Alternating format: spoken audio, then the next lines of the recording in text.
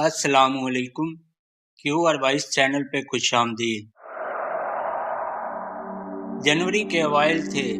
आज स्कूल में बतौर टीचर मेरा पहला दिन था। मैं बच्चों समेत क्लासरूम में बैठा था। बच्चे ज़ोर शोर से अपना अपना सबक दोहरा रहे थे। मैं क्लासरूम में लगी शीशे की खिड़की से बाहर का नज़ारा कर रहा था। बाहर कड़ाके की सर्दी पड़ रही थी। धुंध ने खुले मैदान और बाहर लगे दरख्तों को अपनी लपेट में ले रखा था। अचानक चूं चरक की आवाज़ से मेरा ध्यान क्लासरूम की तरफ हुआ। तमाम बच्चे खामोश हो गए और खौफजदा नज़रों से ऊपर छत की तरफ देखने लगे। मैंने उनकी नज़रों के ताक़ुब में अपने सर के ऊपर की तरफ देखा और फिर बिना ताख़ीर किए अपनी कुर्सी से उठकर साइड पर छलांग लगा दी। मेरे हटते ही सर पर लगा सीलिंग फैन एक धमाके से मेरी कुर्सी के ऊपर गिरा। अगर मैं वहाँ से हटने में थोड़ी सी भी देर करता तो मेरे साथ कुछ भी हो सकता था। प्रिंसिपल सायरा भी दौड़ती हुई क्लासरूम में आ गई थी और सामने का मंजर देखकर बुत सी बनी खड़ी थी। मेरा नाम फरीद है। अब्बा के मरने के बाद माँ ने लोगों के घरों में काम और कपड़े सिलाई करके मेरी और 3 बहनों की परवरिश की थी। मैंने MA इंग्लिश करने के बाद जॉब के लिए काफ़ी जगह ट्राई किया, मगर रिश्वत और सिफारिश ना होने की वजह से जॉब ना मिल सकी। सरकारी स्कूल में वैकेंसीज आने पर मैंने बेदिली से दरख्वास्त दी थी, मगर मेरी तवक्को के बरक्स मुझे पहली इंटरव्यू नशिस्त में सेलेक्ट कर लिया गया। स्कूल दूसरे शहर में था और जॉब की शराइत ये थी कि जब तक कोई चौकीदार और दीगर असातिज़ा का अरेंज नहीं हो जाता, उनकी भी तमाम जिम्मेदारियां मुझे संभालनी होंगी। बदले में मुझे तमाम टीचर्स और चौकीदार की हाफ सैलरी भी पे की जाती। जब मैंने इंटरव्यू लेने वाले से पूछा कि मुल्क में इतनी बेरोज़गारी है और पढ़े लिखों की कमी नहीं, फिर आप मुझे ही क्यों ये सब जिम्मेदारियां दे रहे हैं, तो उसने बहुत अजीब जवाब दिया। उसने कहा कि दौलतपुर स्कूल में बहुत से टीचर और चौकीदार तैनात किए गए थे, मगर उनमें से कोई भी टिक नहीं सका, क्योंकि मैं एक ज़रूरतमंद था और बकौल उस इंटरव्यू लेने वाले के मेरा कॉन्फिडेंस भी काफ़ी ज़्यादा था, इसीलिए मुझे सेलेक्ट किया गया था। आप बच तो गए हैं ना? प्रिंसिपल सायरा ने मेरा बगौर जायज़ा लेते हुए पूछा। जी, मालिक की मेहरबानी से वक्त पर एक तरफ हो गया था। स्कूल स्टाफ में हम 2 ही लोग थे। सायरा सारा दिन स्कूल के खातों को मेंटेन करने में मसरूफ़ रहती और मैं तमाम क्लासों को पढ़ाने में। बच्चे थे ही कितने, लगभग 50 के करीब। किसी क्लास के 7 बच्चे और किसी के 9। तमाम बच्चों को एक जगह बिठाकर मैं बारी बारी सबको अलग से सबक पढ़ाता। छुट्टी के बाद सायरा अपने घर चली गई जो करीब ही था। मैं मार्केट से कुछ चीज़ें लेने गया। वो मार्केट वाले भी मुझे अजीब तरस आमेज़ नज़रों से देख रहे थे, मगर मैंने किसी से कोई सवाल ना किया और अपनी मतलूबा चीज़ें लेकर स्कूल लौट आया। स्कूल के गेट के साथ ही चौकीदार का कमरा था, जिसमें शीशे की खिड़कियां लगी हुई थी ताकि वहीं बैठे बैठे पूरे स्कूल पर नज़र रखी जा सके। मैंने दरवाजे का लॉक खोला। अंदर एक चारपाई के अलावा और कोई साजो सामान ना था। कमरे की हालत काफ़ी नागुफ्ता बे थी। सिगरेट के टोटों और धूल मिट्टी के साथ लकड़ी के जालों ने पूरे कमरे को अपनी लपेट में ले रखा था। कमरे का अशर देखकर मेरी तबीयत काफ़ी मुकद्दर हो गई। मैंने आज रात स्टाफ रूम में सोने का फैसला कर लिया। मेरा सामान वहीं पड़ा था। मैंने इशा की नमाज अदा की और स्टाफ रूम के बड़े टेबल पर बिस्तर बिछाकर लेट गया। मेरा दिन तरह तरह की सोचों की आमाजगाह बना हुआ था। मुझे नींद महसूस हुई तो मैंने उठकर स्टाफ रूम की लाइट ऑफ कर दी और गर्म रज़ाई में दुबक गया। रात के जाने कौन सा पैर था जब हल्की सी चरक की आवाज़ से मेरी आँख खुल गई। मेरी समातों ने दरवाज़ा खुलने की आवाज़ सुनी। मेरा दिन मुकम्मल बेदार हो चुका था। मैंने कनखियों से दरवाजे की तरफ देखा। बाहर की तमाम लाइट रोशन थी, जिनकी वजह से स्टाफ रूम में भी हल्की हल्की रोशनी थी। कमरे का दरवाज़ा आहिस्ता आहिस्ता खुल रहा था, मगर दरवाज़ा खोलने वाला नज़र नहीं आ रहा था। कदमों की हल्की हल्की चाप मेरे टेबल की तरफ पड़ रही थी। मैं दम साधे लेटा आने वाले को आंखें नीचे देखने की कोशिश कर रहा था। میں نے یقین کرنے کے لیے کہ آیا میں کوئی خواب تو نہیں دیکھ رہا اپنے ہاتھ پر چٹکی کاٹی، مگر یہ کوئی خواب نہیں تھا۔ ٹیبل کی کڑکڑاہٹ سے مجھے ادراک ہو گیا کہ آنے والا اب میرے ٹیبل پر چڑھ چکا ہے اور وہ کافی بھاری جسامت کا مالک ہے، کیونکہ ٹیبل اس کے وزن سے جھوٹ رہا تھا۔ اچانک مجھے اپنے سینے پر منو وزن محسوس ہوا۔ وہ جو کوئی بھی تھا میرے سینے پر چڑھ چکا تھا، جس کے دباؤ سے میرا سانس سینے میں رکا جا رہا تھا۔ اس کے گرم مگر بڑے بڑے ہاتھوں نے میری گردن کو اپنی گرفت میں لے لیا تھا۔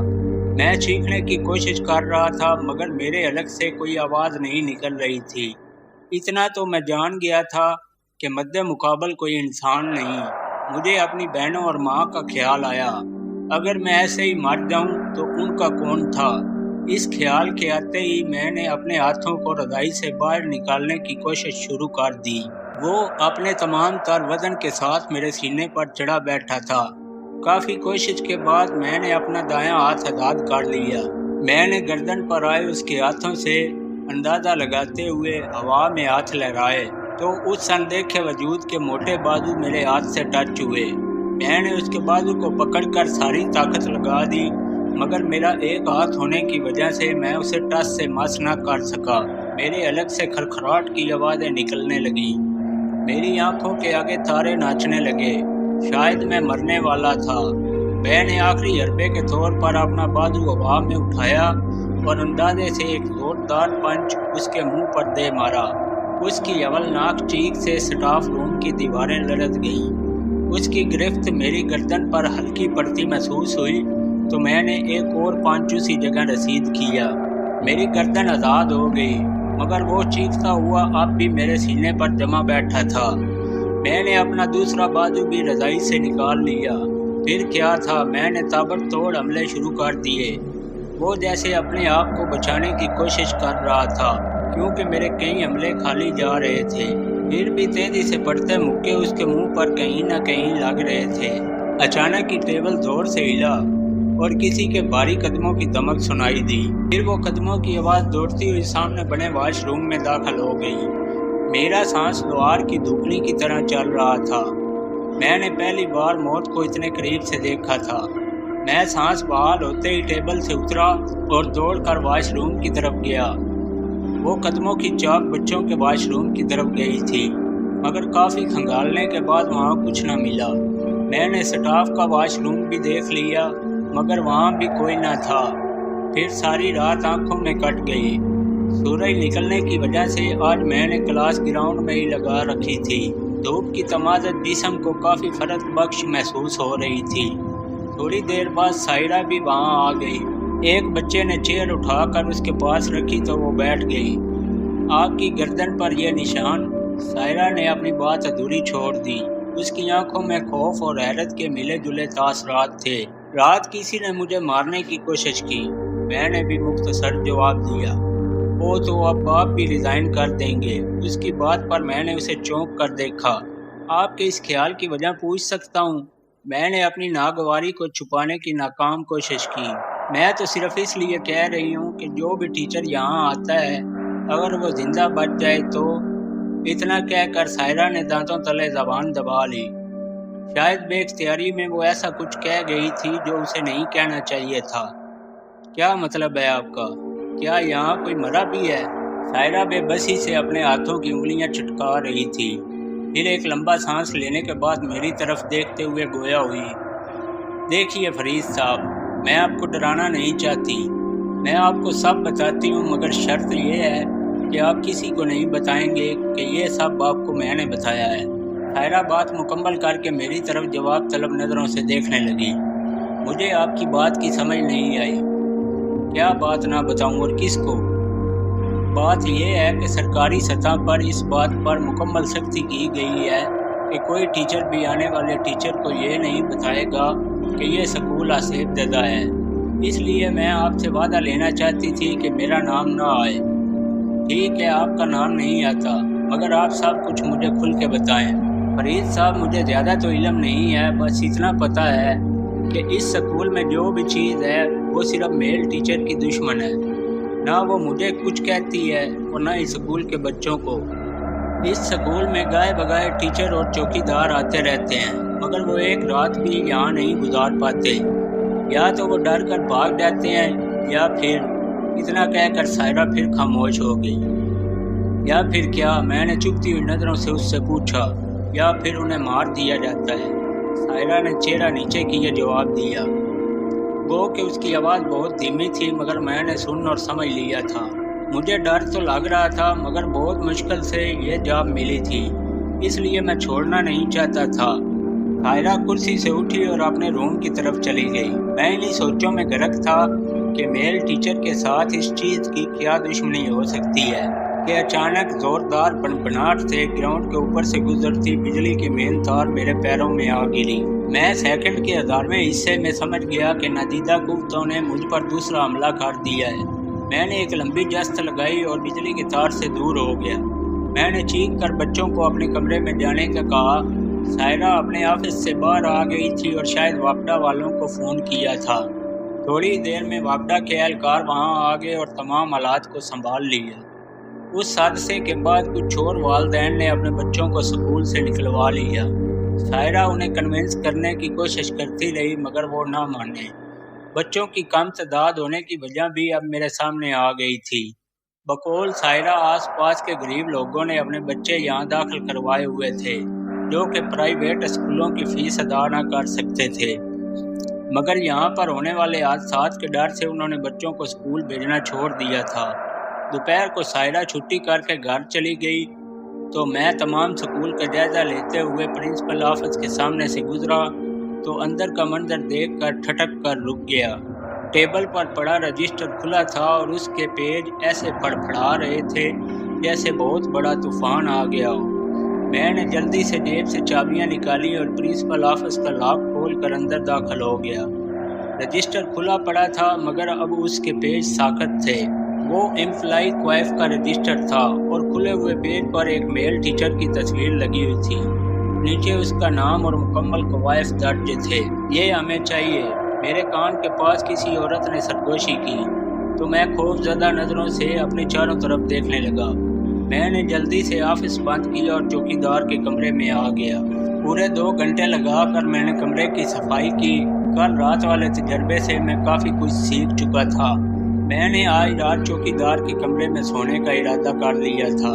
کافی مشقت کے بعد جب وہ کمرہ رہنے کے قابل ہوا تو میں نہانے کے لیے باتھ روم میں گھس گیا۔ کپڑے پہن کر میں نے باتھ روم میں لگے آئینے میں دیکھتے ہوئے بال بنائے۔ یک لخت آئینے سے 2 نسوانی ہاتھ نکلے اور میری گردن پر جم گئے۔ اسے یہاں لے آؤ، اسے یہاں لے آؤ۔ وہی نسوانی آواز پھر سے سرگوشیاں کرنے لگی جو میں نے پرنسپل آفس میں سنی تھی۔ پھر ان ہاتھوں نے میری گردن چھوڑ دی۔ رات کو میں سونے کے لیے لیٹا تو باہر گراؤنڈ میں عجیب دھما چوکڑی شروع ہو گئی۔ میں اٹھ کر شیشے کی کھڑکی کے سامنے کھڑا ہو گیا۔ باہر گراؤنڈ میں بڑے بڑے قد کے لوگ چوکڑیاں مار کر گول دائرہ بنائے بیٹھے تھے۔ میں نے ہلکا سا دروازہ کھولا اور باہر کی سنگن لینے لگا۔ ان کے درمیان ایک عورت کالا برقع پہنے بیٹھی تھی۔ میری تو ناک کا بیڑا غرق کر دیا اس شخص نے۔ آج میں اسے زندہ نہیں چھوڑوں گا۔ میں نے غور سے آواز کی طرف دیکھا تو وہ ایک بڑے قد کا موٹا سا شخص تھا۔ نہیں، اب تم کچھ نہیں کرو گے۔ وہ شخص کافی مضبوط اعصاب کا ہے، ہم اسے استعمال کریں گے۔ یہ کسی عورت کی آواز تھی جو ان کے درمیان بیٹھی تھی۔ اس کی آواز سن کر مجھے وہ سرگوشیاں یاد آ گئیں۔ بلا شبہ یہ وہی آواز تھی۔ پھر وہ سب یوں غائب ہو گئے جیسے وہاں تھے ہی نہیں۔ مجھے کب نیند آئی مجھے پتہ نہ چلا۔ صبح سائرہ نے بچے کو بھیج کر مجھے جگایا۔ میں نے شاور لیا اور کلاس میں پہنچ گیا۔ اس دن کوئی عجیب و غریب حادثہ نہ ہوا۔ بریک کے وقت میں سائرہ کے آفس چلا گیا۔ یہ سلطان عزیز کون ہے؟ میں نے لگی لپٹی کیے بغیر سیدھا سوال کیا۔ کس سلطان عزیز کی بات کر رہے ہیں آپ؟ میں سمجھی نہیں۔ میں نے امپلائی کوائف فائل اٹھائی اور وہی پیج سائرہ کے سامنے کھول کے رکھ دیا جو کل خود بخود کھل گیا تھا، اور پھر سرگوشیوں میں کسی عورت نے کہا تھا کہ یہ ہمیں چاہیے۔ وہ تو اس ٹیچر کی بات کر رہے ہیں آپ۔ یہ مجھ سے پہلے کی اپوائنٹمنٹ ہے۔ میں اس ٹیچر کے ریزائن کے کافی دیر بعد یہاں جوائن ہوئی ہوں۔ ہاں، البتہ لوگوں سے یہ ضرور سنا ہے کہ اس وقت سکول میں پہلی موت ہوئی تھی۔ جس موت سے یہ شخص اتنا ڈر گیا تھا کہ فوراً ریزائن کر دیا تھا۔ مگر آپ اس کے متعلق کیوں پوچھ رہے ہیں؟ سائرہ نے اپنی بات کے اختتام پر سوال کر دیا۔ ابھی کچھ کہہ نہیں سکتا۔ مجھے لگتا ہے کہ ان سارے معاملات کی کوئی نہ کوئی کڑی اس شخص سے جڑتی ہے۔ چھٹی کے بعد میں مارکیٹ چلا گیا۔ وہاں پر کافی لوگوں سے سوال و جواب کیے مگر کوئی خاطر خواہ معلومات نہ مل سکی۔ رکو بیٹا، میں گروسری اٹھائے اسکول گیٹ کھولنے والا تھا کہ ایک اجنبی مگر بلغمی آواز سنائی دی۔ میں نے مڑ کر دیکھا تو وہ 35-40 سال کا ایک ادھیڑ عمر آدمی تھا۔ جی چاچا جی فرمائیے۔ مجھے اس وقت چائے کی شدید طلب ہو رہی تھی اور اس آدمی کی مداخلت سے کافی کوفت محسوس ہونے لگی تھی۔ بیٹا کیا تمہارے ساتھ سب ٹھیک تو ہے؟ اس سکول میں ایک رات سے زیادہ کوئی نہیں ٹھہر سکا مگر تم نے 2 راتیں گزار دیں، اس لیے سوچا پوچھ لوں۔ اندر آ جائیے۔ میں نے گیٹ کھول کر اسے بلایا تو وہ ڈرتا ڈرتا اندر آ گیا۔ میں نے چائے کے 2 کپ بنائے، ایک اسے دیا اور گویا ہوا، چاچا جی انسان موت سے نہیں ڈرتا مگر بھوک اور افلاس سے بہت خوف محسوس کرتا ہے۔ خیر چھوڑیے، آپ کون ہیں اور ایسا کیوں پوچھا؟ بیٹا میں اس سکول کا بہت پرانا چوکی دار ہوں۔ یہ سکول بہت پہلے بڑی رونقوں سے آباد تھا اور شاید ایسے ہی چلتا رہتا مگر نہ جانے کیسے اور کہاں سے اس سکول پر اندیکھی طاقتوں کا راج ہو گیا۔ سب سے پہلے ایک 10 سالہ بچی اسٹور روم میں مردہ پائی گئی۔ اس کے بعد سکول ٹیچر بھاگنے لگے۔ 4-5 ٹیچر ایسے بھی تھے جنہیں گلا گھونٹ کر مار دیا گیا۔ خود مجھ پر بھی حملہ ہوا مگر میں بمشکل اپنی جان بچا کر بھاگا۔ اس کے بعد جو بھی چوکیدار یا ٹیچر آیا وہ یا تو مر گیا یا ریزائن کر گیا۔ وائے تم ہو جو ابھی تک ٹکے ہوئے ہو۔ چاچا جی سلطان عزیز کو جانتے ہیں آپ؟ میں نے ایک خیال کے تحت پوچھا۔ کیوں نہیں؟ اس ادھیڑ عمر آدمی نے چائے کا آخری گھونٹ لیا اور کپ سامنے رکھی ٹیبل پر رکھ دیا۔ سلطان عزیز ہی تو وہ ٹیچر تھا جس نے نمرا کی لاش کو اسٹور میں دریافت کیا تھا۔ نمرا کون؟ میں نے آپ کو بتایا نا کہ سب سے پہلے اس حسیب نے ایک 10 سالہ بچی کو مارا تھا، وہی نمرا تھی۔ اچھا اب میں چلتا ہوں، اپنا خیال رکھیے گا، ادھیڑ عمر آدمی نے کھڑے ہوتے ہوئے کہا اور پھر وہ چلا گیا مگر میرے ذہن پر سوچوں کے انبار چھوڑ گیا۔ میں جلدی سے اٹھا اور پرنسپل آفس میں داخل ہو گیا۔ کلرک نہ ہونے کی وجہ سے سائرہ ہی سارے کام نپٹاتی تھی، اسی لیے تمام سکول کے ریلیٹڈ ڈاکومنٹس وہیں موجود تھے۔ میں نے بچوں کی کوائف والا جی آر رجسٹر نکالا اور اسے کھنگالنا شروع کر دیا۔ آخر نمرا فیصل کے نام سے ایک بچی کا نام مجھے مل گیا۔ میں نے سارا رجسٹر دیکھ ڈالا مگر نمرا کے نام کی ایک ہی بچی اس رجسٹر میں درج تھی۔ میں نے اس کا ایڈریس نوٹ کیا اور سکول لاک کر کے اس پتے پر جا پہنچا۔ وہ تنگ سی ایک گندی گلی تھی۔ دیہات میں زیادہ تر گھر ایسی ہی جگہ ہوتے ہیں۔ سیوریج کا نظام نہ ہونے کی وجہ سے گلیوں میں کافی پانی کھڑا رہتا ہے۔ میں نے ایک آدمی سے مطلوبہ گھر پوچھا اور اس کے اشارے پر گلی کے آخری مکان پر پہنچ گیا۔ دروازے پر دستک دیتے ہی ایک معمر خاتون نے دروازہ کھولا۔ آ گئے آپ، آئیے اندر آ جائیے۔ اس خاتون کے جملے پر میں بہت حیران تھا مگر اب تک جو میرے ساتھ ہو چکا تھا یہ حیرانی اس کے آگے کچھ نہیں تھی۔ میں اندر داخل ہوا۔ گھر کی حالت گلی کی حالت سے کم نہ تھی۔ جگہ جگہ کالے گندے برتن پڑے تھے۔ چونکانے والی بات یہ تھی کہ گھر کے صحن میں لگے کیکر کے درخت پر مردہ کھوے رسیوں کی مدد سے الٹے لٹکے ہوئے تھے۔ وہ عورت مجھے لیے سامنے کمرے میں داخل ہو گئی۔ کمرے میں گھپ اندھیرا تھا۔ چٹک کی آواز سے کمرے میں روشنی ہو گئی۔ وہ عورت ایک سوئچ بورڈ کے پاس سے ہٹی اور سامنے پڑے صوفے پر بیٹھ گئی۔ مجھے اس نے اپنے سامنے پڑے صوفے کی طرف اشارہ کر کے بیٹھنے کا کہا۔ میں نے کمرے کا جائزہ لینا شروع کر دیا۔ کمرے کی تمام دیواریں کالی سیاہ تھیں جو ایک عجیب گھناؤنا تاثر دے رہی تھی۔ فرش پر 7 کونوں والا ایک سٹار بنا ہوا تھا جس سے کچھ فاصلے پر ایک بڑا سا دائرہ لگایا گیا تھا۔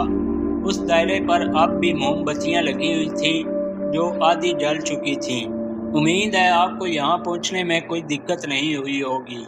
عورت کی آواز پر میرا دھیان اس کی طرف ہو گیا۔ یہ وہی آواز تھی جو مجھے سرگوشیوں میں سنائی دیتی تھی۔ جی وہ نمرا آپ کی؟ میں نے سوال ادھورا چھوڑ دیا۔ میں بڑے جوش کے ساتھ یہاں آیا تھا مگر یہاں آتے ہی مجھے عجیب سی وحشت نے گھیر لیا تھا۔ میرا دل کر رہا تھا کہ ابھی یہاں سے اٹھوں اور باہر کی طرف دوڑ لگا دوں۔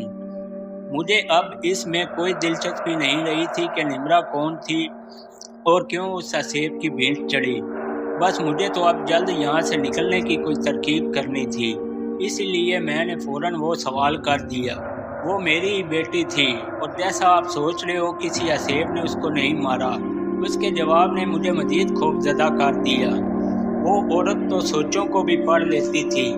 آپ کو یہ تو معلوم ہو گیا ہوگا کہ وہ حسیب بچوں اور عورتوں کو کچھ نہیں کہتا، صرف مردوں کو مارتا ہے۔ مگر آپ کی بیٹی نمرا بھی تو نہیں۔ اس عورت نے میری بات کاٹ دی۔ میری بیٹی نمرا کو اس سلطان عزیز نے مارا ہے۔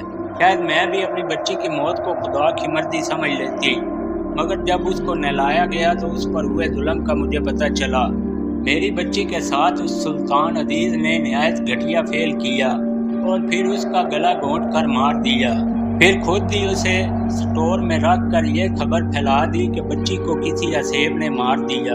اس کو نہلاتے وقت اس کی بلیڈنگ اور گردن پر لگے ہاتھوں کے نشانات سے مجھے پتہ چل گیا کہ یہ سب اس آدمی سلطان عزیز نے کیا ہے۔ تو پھر آپ نے پولیس میں رپورٹ کیوں نہ کی؟ میں نے رپورٹ کی تھی، مگر کچھ بااثر افراد نے معاملہ دبا دیا۔ تبھی سے میں نے قسم کھائی کہ میں اس سکول میں آنے والے ہر مرد کو مار ڈالوں گی۔ میرے پاس جنات ہیں جو مجھے میری ماں سے ورثے میں ملے ہیں۔ مجھے بہت افسوس ہے آپ کی بچی کے لیے، مگر آپ نے جو راستہ اختیار کیا ہے وہ غلط ہے۔ تو اور میں کیا کروں؟ کیا تم مجھ خبیث کو اس سکول تک لا سکتے ہو؟ نہیں لا سکتا، مگر میں آپ کا کیس ری اوپن کرواؤں گا اور میرا وعدہ ہے کہ آپ کو انصاف ضرور ملے گا۔ اتنا کہہ کر میں وہاں سے اٹھ آیا۔ بڑھتی ہوئی سردی کی وجہ سے گورنمنٹ نے 10 مزید چھٹیاں دی تھیں۔ میں نے اپنی دوڑ دھوپ تیز کر دی۔ نمرا قتل کیس پھر سے کھل گیا۔ نمرا کی قبر کھودی گئی، اس کی باقیات کا مشاہدہ کیا گیا۔ سلطان عزیز کو بھی گرفتار کر لیا گیا، جس نے کافی پس و پیش کے بعد اپنا گناہ قبول کر لیا۔ اسے پھانسی کی سزا ہو گئی۔ پھر اس دن کے بعد سے اس سکول کی رونقیں پھر سے بحال ہو گئیں۔ میں اب بھی اسی سکول میں ہوں اور میرے مالی حالات سدھر گئے ہیں، مگر جب بھی وہ خوفناک واقعات یاد آتے ہیں میرے رونگٹے کھڑے ہو جاتے ہیں۔